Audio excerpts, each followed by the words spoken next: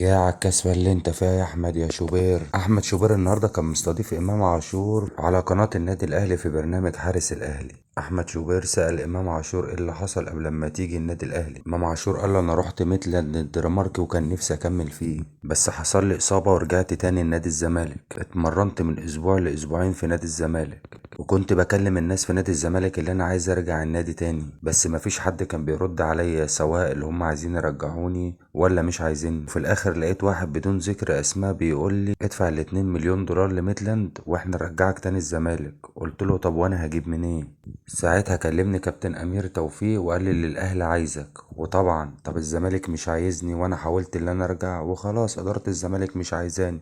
مضيت في الاهلي ولعبت في الاهلي. يعني امام كان نفسه يرجع يلعب في الزمالك تاني، يعني امام كان عايز يبقى في الزمالك. بس انا اقول لكم على حاجه، انا اصدق امام عاشور، اصدق لاداره الزمالك في الوقت ده قالوا له الكلام ده، عشان الاداره اياميها كانت بتفضل الفرقه من اللعيبه من بعد نهائي القرن في افريقيا، زي ما مشوا مصطفى محمد وفرجاني ساسي وما جددوش لبن شرقي، ومشوا يوسف جعفر ويوسف اسامه نبيه وطارق حامد وابو جبل.